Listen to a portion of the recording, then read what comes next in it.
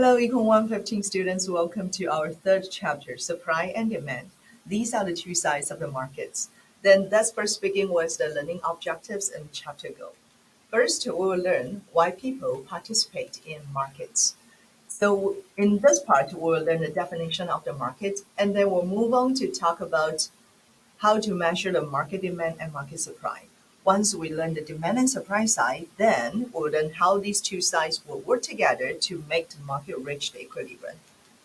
And we will also illustrate how and why demand curve and supply curve sometimes might shift.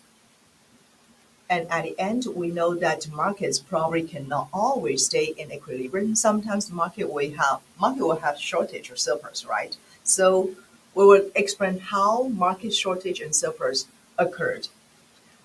So the goal of this chapter actually is help you to understand how market works. Okay, so this is our chapter goal. Then let's move on to the first part: why people participate in market. So we know there are numbers of the consumers or producers engaged in market activities, right? So each participant actually they have their specific goals. So we assume there are three major participants in the market. The first one is for consumers. Consumers will try to maximize their satisfactions by consuming goods and services, right? And for business, that is regarding to firms and corporations, they try to maximize the profits. And then there is another participant that is our government, right? So our government will try to maximize the social welfare. Those three participants, they have their own different objectives, right? However, because of the market or because of the society's resources are limited, right? So we need to think about how consumers can maximize their satisfaction, how firms and corporations can maximize their profit, and how government can maximize their social welfare. Then let's look at market. So market maximize the return on limited resources. And a market is defined in a place where goods and services are bought and sold, which means a market is actually has two major participants, right? Buyers and sellers. They engage in market activities to buy and sell goods and services. So we would like to say market exists wherever and whenever there are exchanges happened or exist. So a market could be a physical market, like the farmer market you might visit every Saturday morning, or like the grocery stores you might visit like weekly, okay? Or the market could be just an online trading platform like Amazon, like Walmart.com, Target.com, okay? So market exists wherever or whenever an exchange would take places. So here, let me just introduce you two distinct markets, okay? There are two distinct markets.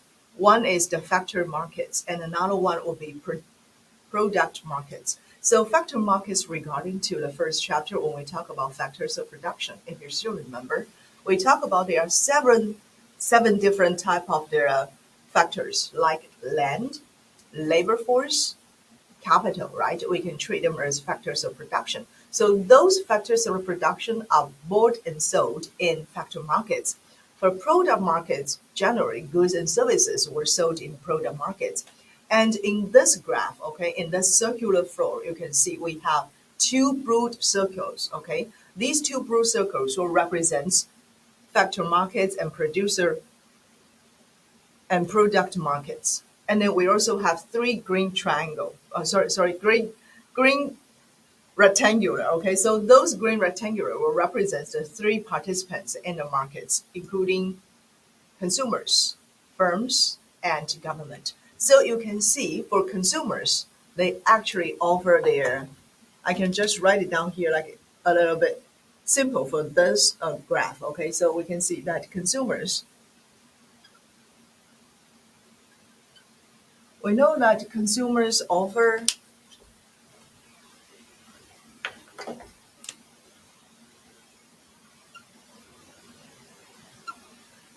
consumers can offer, let's see, just maybe labor, okay?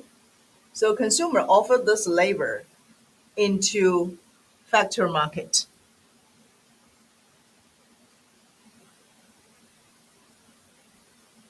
into the factor markets. And then who will buy those labors? Who will buy those labors from factors or markets? It should be producers, right? So from this factor markets, we know that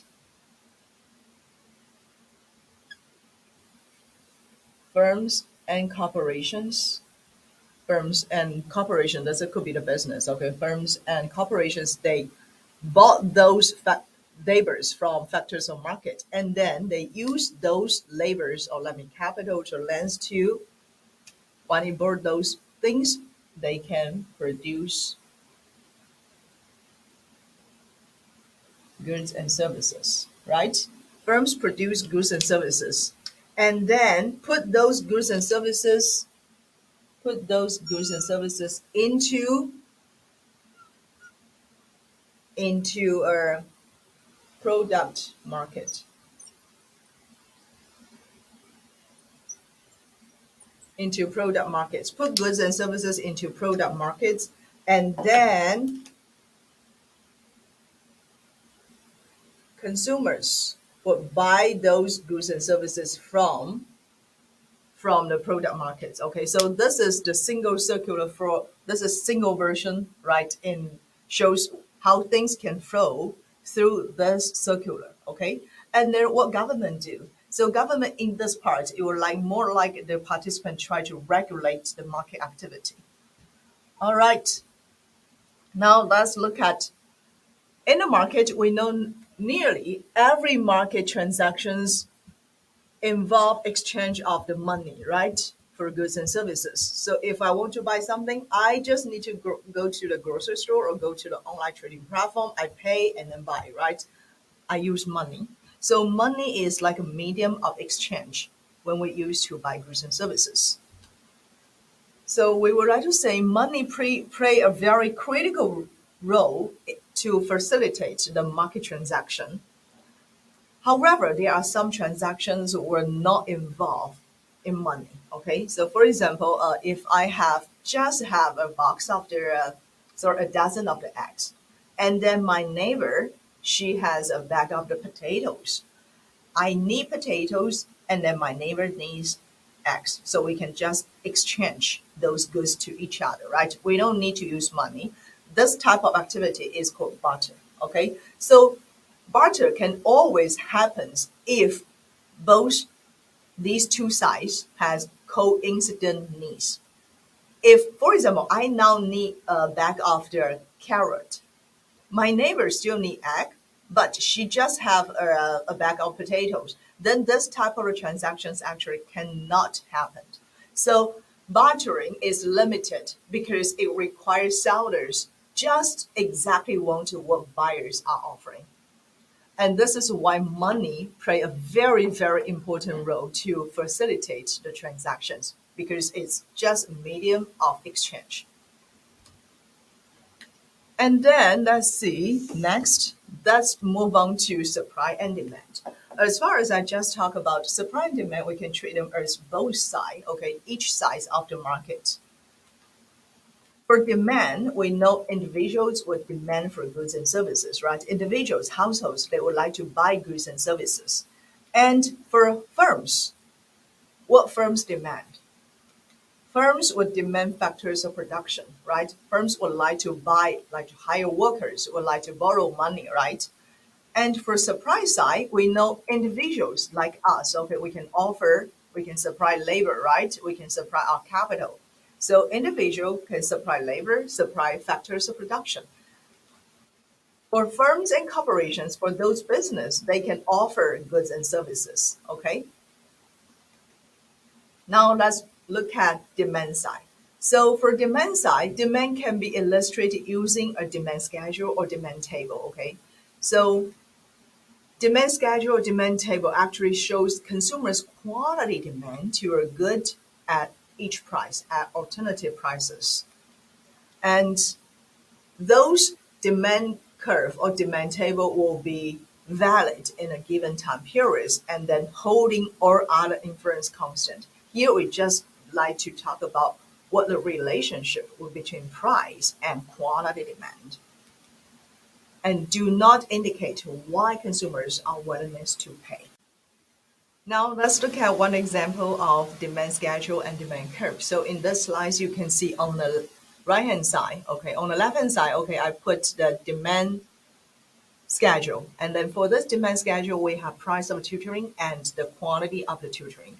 On the left-hand side, I have the demand curve. So in this demand curve is a two-dimensional demand curve. I have quantity of the tutoring on horizontal axis and the price of the tutoring on vertical axis.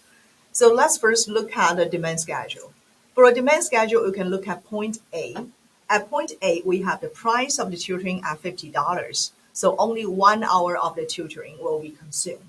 However, you can see if the price decrease from $50 to $45, then 2 hours of the tutoring will be consumed. So from this demand schedule, you can easily find out a pattern that as price decreases, right, the number of the tutoring will be consumed more.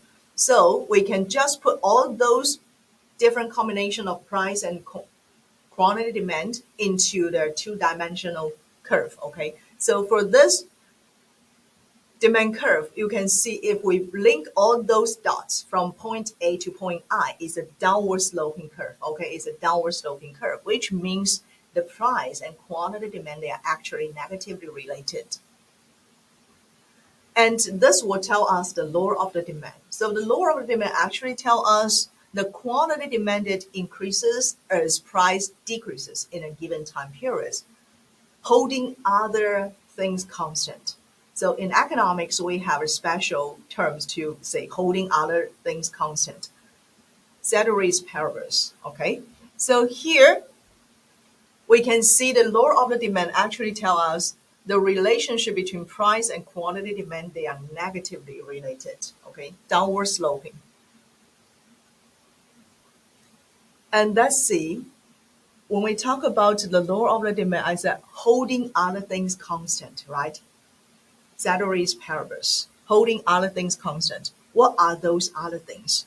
Those other things are the determinants of demand. And sometimes in other textbook, we might call it as non-price determinants, such as consumers' taste, consumers' income, consumers' expectations, or like their number of the consumers.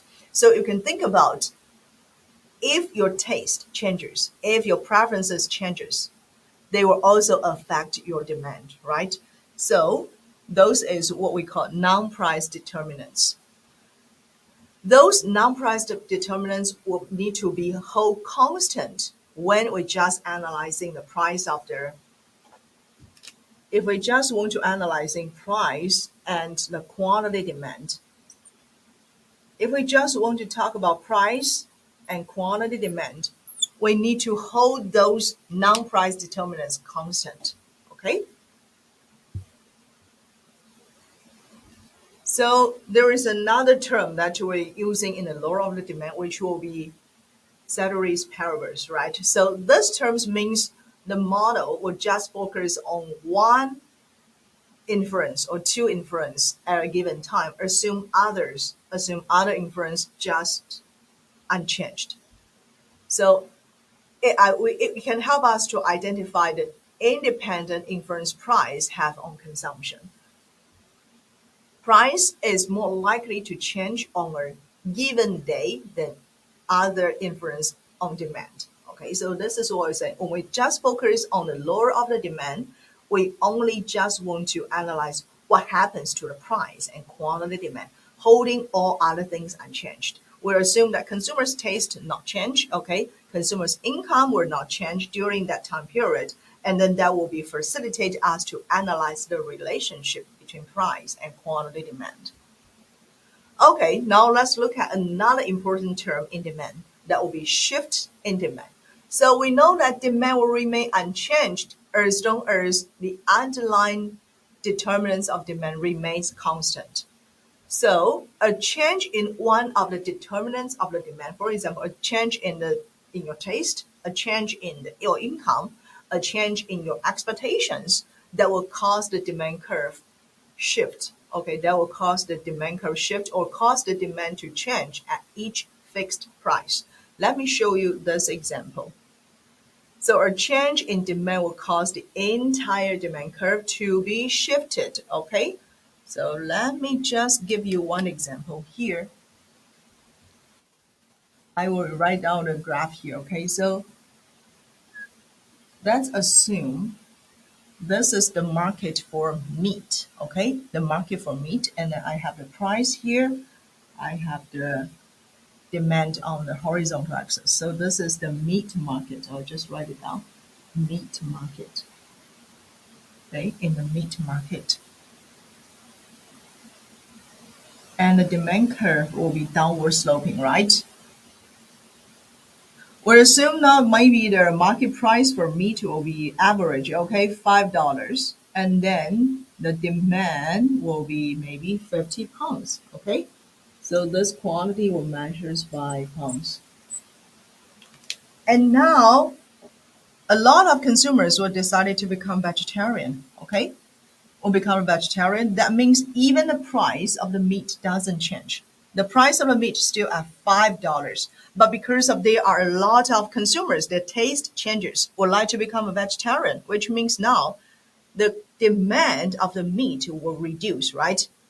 Maybe reduce to, this will be 20 pounds, okay? Reduce to 20 pounds. And then we will see there is another point here. The point will be still priced $5, right? But the consumption decreased to 20. And this is not because of price changes. This price still at $5, okay? No changes in price. But because of consumers decided to become a vegetarian, then it will shift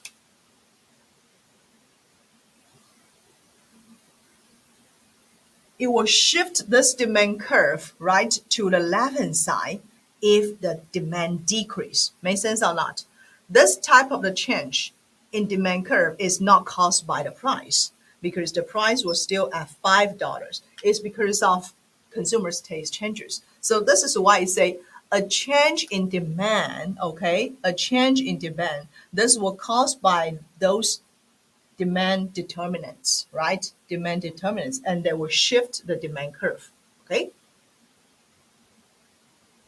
So demand curve will shift to the right if demand increases. This example here, we talk about demand curve shift to the left-hand side, which means demand decreases. People will become vegetarian, the consumption of the meat will decrease no matter what the price is, okay? Price is still the same. However, a change in price itself would cause a movement along the demand curve, not a shift. So let me show you this example as well. So let me just write down. Let me just put another graph, okay? So this means if it's just a price change, it will move along a demand curve. Okay, so let me just put a graph here. This is the price. This is the quantity. Still in the meat market, okay, this is our demand curve 1. I mark 1 point, okay, so this point will still have price of meat equal equal $5, and then the demand will be 50 pounds, okay. But now the price of the meat decreased to $2 per pound, okay. So now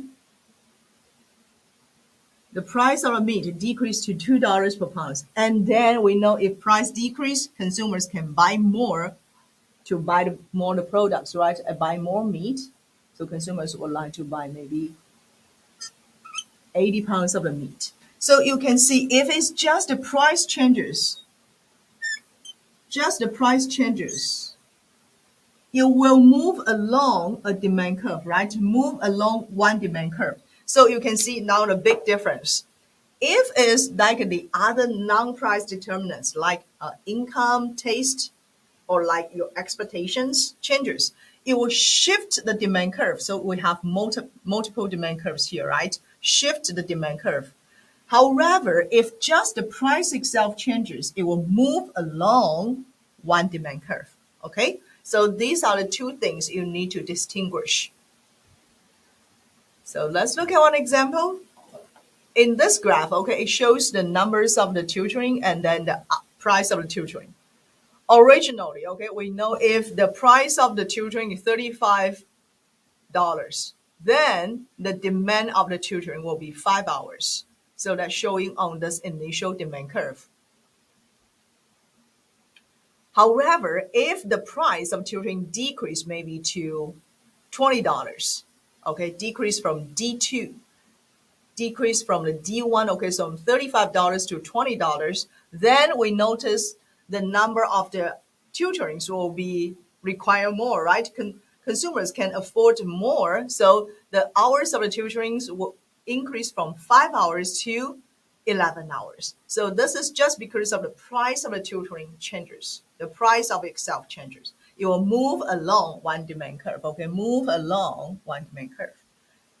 Now let's think about something happened rather than price of the tutoring changes. Because of the finals coming, more students would need tutoring, right? Therefore, even the price doesn't change. Even the price doesn't change. It will shift the demand curve to the right-hand side, increase the hours of the tutoring. This is just because of some events happens. Finals coming, students need more hours of the tutoring. Therefore, it will shift the demand curve to the right-hand side, right? Increase the demand, no matter now what the price is, okay? So you can see this is the differences between shift the demand curve and move along a demand curve. Okay, now let's talk about market demand. So market demand is pretty straightforward. Is the combination, it's just the total demand, total individual demand at each price. Total individual demand at each price. And market demand also were determined by the taste, consumers' taste, consumers' income expectations, and other non-price determinants. Okay, so this is the same as what we talk about individual demand. And let's see the market demand curve and market demand schedule. So you can see in this graph, okay, in this slice, we have a table, and then in this table, we have the price of the items. We also have three buyers. You can see Tom, George, and Lisa, right? At point A, the price of this item will be 45. So it will be $45. So only Tom and George will consume the product, right? 2 plus 4, so the market demand will equal 6, right? That will be happened at point A. And then at point B, we notice now the price decreased from $45 to $35. So the consumption for Tom will increase to 5 units, and the consumption for George will also increase to 12 units, 11 units, okay? So that will make the market demand now increase to 16 units. And as you can see, if the price decrease again, then market demand will increase. And market demand is just the summation of all the individual demand, okay?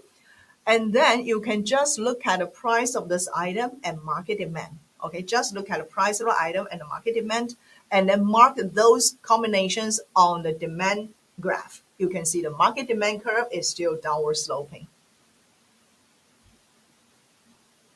So market demand, once again, is just the sum of all individual demand, okay, is just the sum of all individual demand at each price in a given time period. So it is useful for business to understand how much consumers will spend at different prices.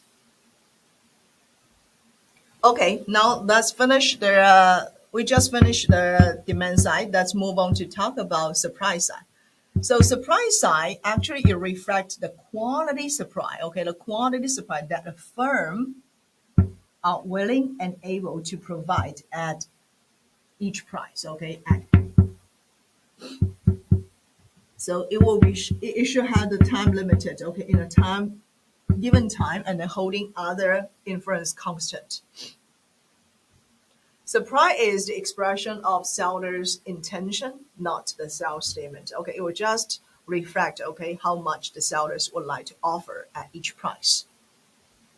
The law of the supply actually tell us the quantity supply and the price, they're positively related. You can think about if the market price of one product is higher, then the sellers would like to offer more of those products, right? So they are positively related. So there is a positive relationship between price and quantity supply. Let's look at our supply schedule. So supply schedule, it's very similar to demand schedule. It's also a table which shows the relationship between the price of the goods and quantity supply. And then I will give you an example here, shows the Starbucks supply of latte.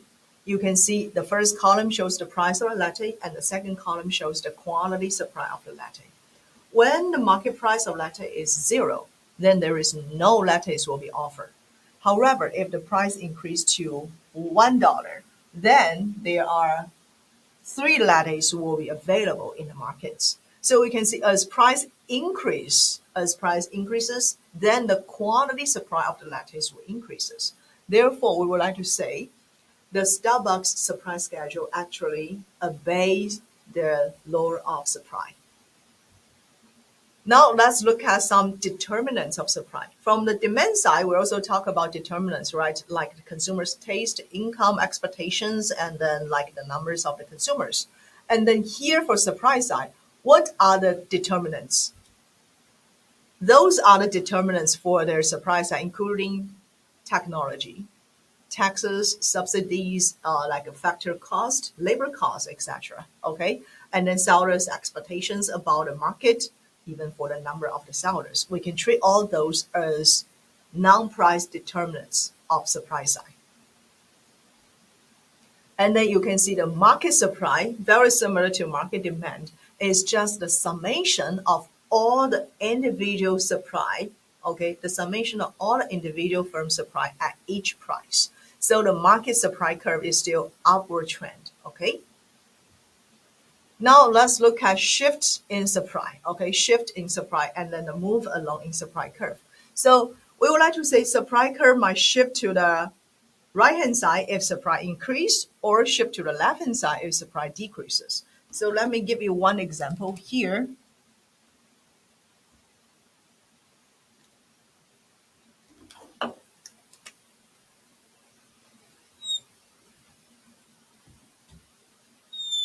This is the price of the good, and this is the quantity supply of the good. Okay, we know the supply curve is upward trend, right? I mark it as supply 1. Okay, so if now the market price is here at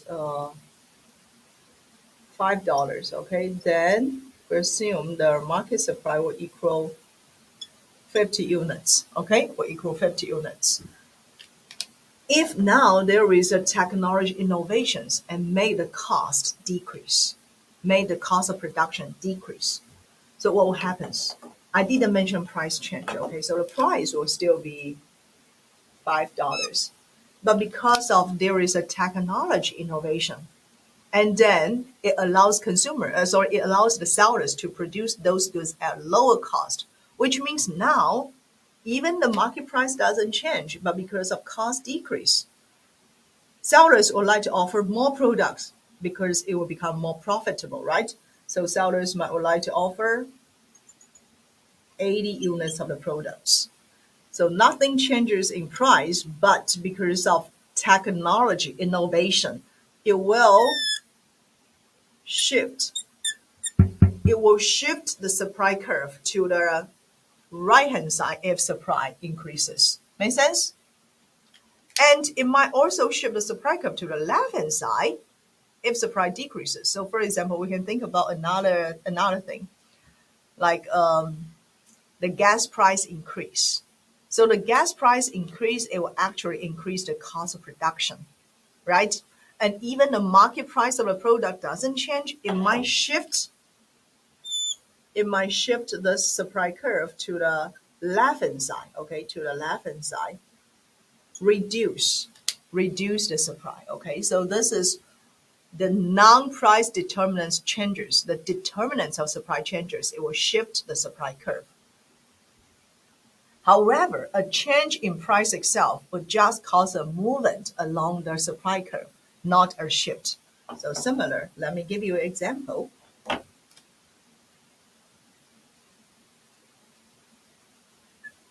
Still, this is the price, this is the quantity, okay? And this is the supply curve. We assume originally, okay, the price of the products will be at $5. And then 50 units of their goods will be offered in the market. Now, the market price increased to $8. So if it increased to $8, then the market supply here will increase to maybe 80 units. Okay? So you can see the differences here. In this graph, what I talk about is just the price changes, right? The price increased from $5 to $8, then the quantity supply changes, right? So it moves along one supply curve because of price changes. How about a shift? The shift that we talk about here, I didn't mention anything change in price, right? Price always at $5 is because of other things changes, like technology changes, like the cost of production changes, right? So you might shift the supply curve either to the left-hand side or to the right-hand side. But if just the price of the product changes, it will move along one supply curve. So those things you need to distinguish. Now, next, let's look at equilibrium because we already learned demand and supply side. Then these two parts, demand and supply, they can work together to make the market reach the equilibrium. Okay. So demand and supply, they can interact together and then to make the market reach equilibrium. So equilibrium occurs at a price where quantity demand will equal quantity supply. Let's give you an example. Okay, so just look at this example. I can draw the graph because you can probably from the slides it's not so clear to see the graph. Okay, so you can see on this table. Okay, it shows the price and the quantity demand and quantity supply. Can you first help me to find out at which price that quantity demand can equal quantity supply? Just look at this table. This is the price. This is the quantity. We know the demand curve is downward sloping, right? Supply curve is upward trend. So these two, they can work together to make the market reach the equilibrium. If you just look at the table, you might find at price equals $3. At price equals $3. We have quantity demand will equal quantity supply or equal 15 units. So this is the point. This is the point that make the market reach equilibrium. Okay. This is the equilibrium point. Because at this equilibrium point, we have quantity demand equal quantity supply. Okay. We have quantity demand equal quantity supply. Now let's move on to talk about it. So you can see now the graph is much more clear in this one. We know that market may not always stay in equilibrium, right? Sometimes the market might have surplus. So when market will have surplus, think about our situation. If now the price is larger than $3, price is larger than $3, then we might set, okay, the price is at $5. At $5. What you need to do, please draw a horizontal line across it, okay, across all the demand and supply side. Then you might find out there is a point here. This is the point, I can mark it as point A. So point A is on the demand curve, right? So at point A, what about the quantity demand here? It will equal 9 latte, okay? So I set price at $5, okay? We will have the quantity demand equal 9 latte because point A is on the demand curve. Now let's find out another point. Point B here, Draw a horizontal line across $5. Okay, so point B here is on the supply side. You can have the quantity supply equal 21, right? 25, sorry, 25. Okay, so I have quantity supply equal 25. So now you might notice at this price, we have quantity supply larger than quantity demand, and which will result in surplus of 16 16 lattes, right? So this will be our surplus. Okay, surplus of lattes in the markets if the price is equal $5. Okay, but do you think this type of the surplus will exist for a long time? Do you think this type of the surplus will exist for a long time? Probably not, because sellers will try to increase their sales by lowering the price, okay, by cutting the price. Therefore, sellers they notice, okay, now there are 16 lattes will be the surplus in the market. So what can I do? The sellers they can cut the price, right? So when the seller cut the price, consumers can buy more, right? Can afford to buy more. Therefore, the quantity supply will decrease, and then quantity demand will increase until until the market until the markets go back to equilibrium again. Okay, until the market go back to equilibrium again. So, facing a surplus, sellers will try to increase the sales by cutting prices, and that will increase the quantity demand and reduce the quantity supply, make the market reach the equilibrium again.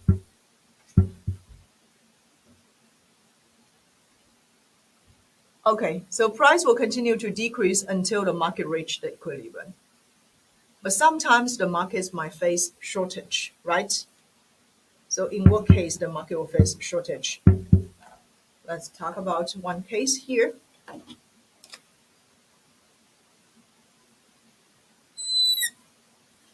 Still, this is the price, right? And this is the quantity, demand curve, supply curve. Okay, the intersect at this will be $3, $3.15. Now we assume the market price reduced to $1. Okay, so now the market price reduced to $1.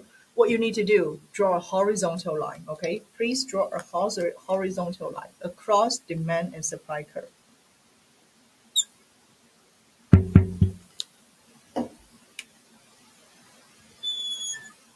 So you will still find 2 points. Okay, point A here is on the demand. Point A now is on the supply side. So this will find out the quantity supply. This quantity supply will equal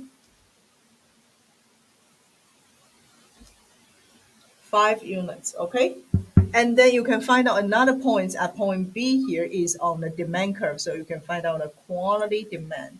This quantity demand will equal 21. So if now the price smaller than equilibrium, okay, smaller than equilibrium price at what we say $1, okay, the price will equal $1. We will have quantity demand equal 21 latte, but quantity supply will just equal 5 latte.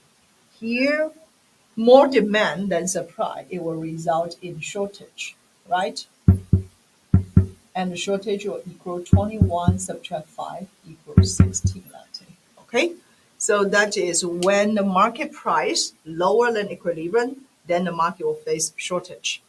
But this type of a shortage would not exist for a long time because sellers they can notice this situation, right? So from sellers' perspective, they will increase the price of the product. They will increase the price of the product. When the price increase, consumers will notice that, right? So they will decrease. They will decrease their consumption, reduce their consumption. So it will cause the consumption decrease, and then the supply will increase. Therefore, it will shrink or reduce the shortage until when? Until the market go back to equilibrium again. Okay, until market go back to equilibrium again. So this is what we say in the equilibrium at $3. We have quantity supply equal quantity demand or equal 15. The market clears. Okay. So that means there are no surplus or shortages at equilibrium. If there are no changes that affect the market, then the price would stay in the equilibrium. So let's see. Equilibrium prices and equilibrium quantity can change whenever supply or demand changes. So let's look at one example. Okay, let's look at one example.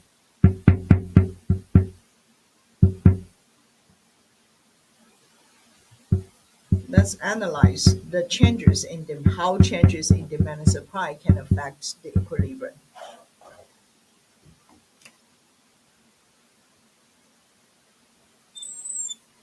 This is the price. This is the quantity. Okay, we will still talk about latte. Okay, this will be the demand side. This will be the supply side. Okay, originally we know the equilibrium will be at $3, right? And then 15 lattes will be offered. Okay, in the market.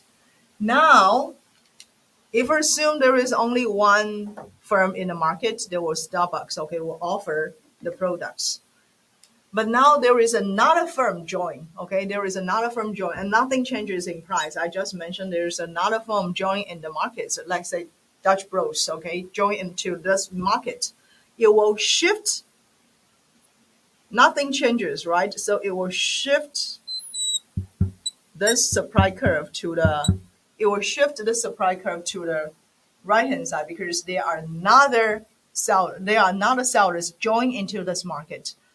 No longer Starbucks, there is a Dutch Bros as well. So you shift the supply curve to the right hand side and then result in a new equilibrium. So this point A could be our initial equilibrium. This point B will be our new equilibrium if there is a new sellers join into the market. And this is what I say, change in equilibrium, okay? Change in equilibrium. At this point B, we notice the equilibrium price decrease, but equilibrium quantity may be increased. Okay, so this is a some determinants of the supply of demand changes. Here we talk about the number of the sellers changes. Then it will bring us a new equilibrium. So when supply and curve shift, then a new equilibrium is established.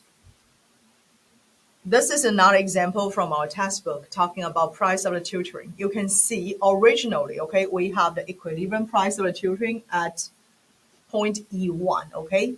So we have the price of the tutoring equal $20, and then the quantity demand may be equal 30 units, okay? So that will be our initial equilibrium. But now, because of final comes, right? Because the final comes, there are more tutorings will be required. Then it will shift the demand curve of tutoring to the right-hand side. Because the final comes, more demand will be needed, right? So it will shift the demand curve to the right-hand side, resulting in the new equilibrium points. So at new equilibrium points, we can notice now the tutoring price increased to $30, and then the hours of the tutorings might increase to 90 units. Okay, so this is why we say if there are other non-price determinants changes, it will either shift the demand curve in our textbook example or shift the supply curve in the example I gave here, make the new equilibrium, okay, establish new equilibrium. Now let's look at, up to now we were just talking about market, right? But sometimes government might also intervene into the market. So the government may intervene in the market and set some limits on price. This is what we call price control, okay? So government sometimes might set the price control into the market. And if the government set those price control, it will definitely affect the market outcome, okay? Definitely affect the market. So the market control, it could be set up the price ceiling. So the price ceiling is for government to set up a maximum price that sellers can charge. And then it will create a shortage. The example for this part will be rent control. We will talk about the rent control later, okay? Another example of price control will be price floor. So price floor sets up the minimum price. For example, the minimum wages, right? It will actually create a surplus in the market. So let's first begin with the rent control. Okay, so the rent control. Let me explain this one.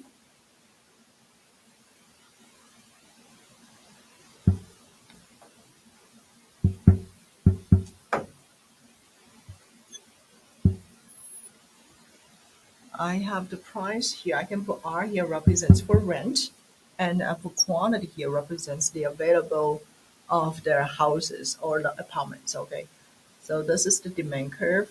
This is the supply curve. Without government intervention, okay, we know the markets should stay in equilibrium, right? So let's see, the equilibrium rent will be at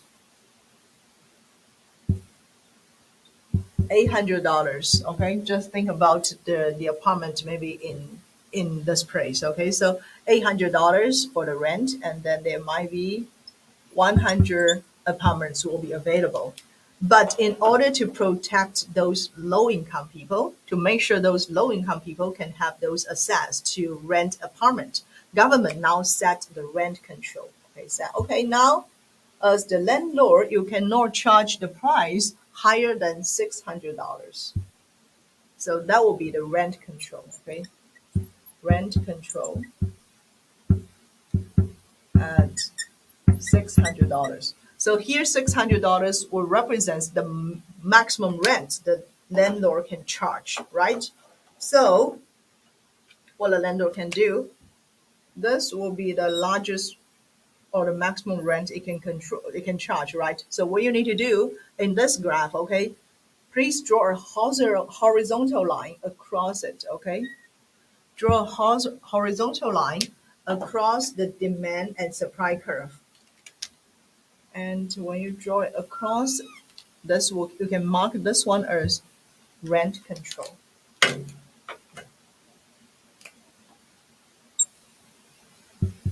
This is the rent control. So this is the rent control. And then if the government imposed the rent control, what happens? Please remember, draw a horizontal line across the rent control, and then you will have 2 points. This point A is on the supply side, okay? It's on the supply side. So you can have the point A here maybe equal, let's say, 80, okay? This 80 will be, so we have the supply side, quantity supply will equal 80. And then we have another point, right? This will be the point B. Point B is on the demand curve, 120, okay? So you will have the demand equal 120. So if the government imposed the rent control, it will actually result a shortage of the shortage in the apartments, right? And the shortage here will equal, so the shortage here will equal 120 subtract 80 equal 40, right? So this is what we say, if the government imposed the rent control, that means government imposed the maximum price that for the products or goods or services can charge. It will result in shortage. And this type of a shortage actually cannot be eliminated by the market because the markets cannot increase the rent to $800 anymore.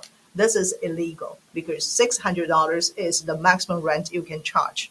So we would like to say government imposed price might create a wrong mix of the output because 100 will be 100 units of the apartments will be the optimal output for the markets, okay, the efficient output for the markets.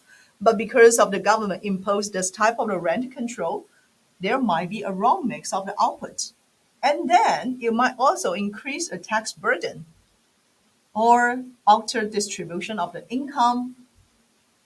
And sometimes it might also have some political favorism, okay? We know that those type of the rent control, the intention is to protect the low income people. However, if we think about efficiency, it will actually result in efficiency outcome, right? Because now we have a shortage in the market, and then the landlord can no longer increase the price, the rent, right? So it might also bring some other disadvantages or some drawbacks. If you still remember, in the first chapter, we introduced laissez-faire. We introduced this type of a concept called laissez-faire. So laissez-faire was let market to decide everything, right? Market can finally adjust it to the equilibrium. This is what we talk about the laissez-faire.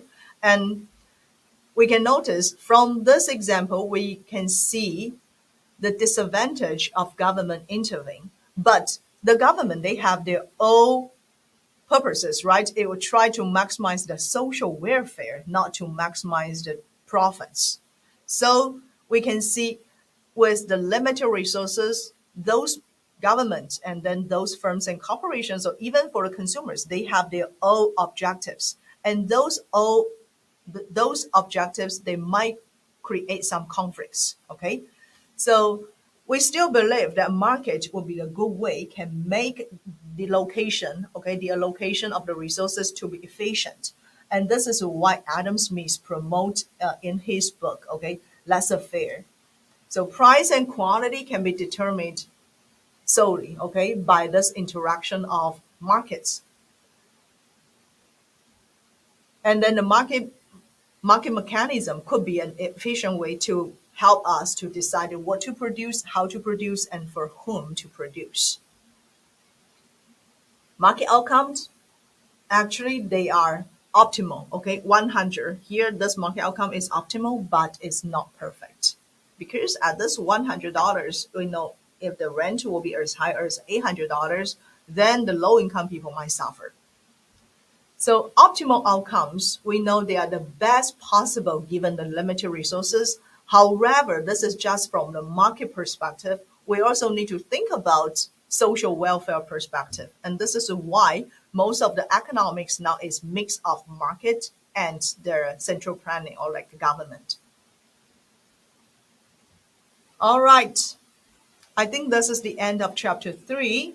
We talk about why people participate in market, right? We explain the definition of the market, and then we move on to talk about the market demand, market supply. We also talk about when the market demand and market supply work together, what happens to the market equilibrium. And sometimes market cannot always stay in equilibrium, right? So we also talk about if the demand curve or supply curve shifts, when when the new equilibrium will be established, and then what happens to the new equilibrium price and equilibrium quality. And at the end, we talk about the market shortage and surplus and government intervenes. Okay, so I think this is the end of chapter 3. Thank you.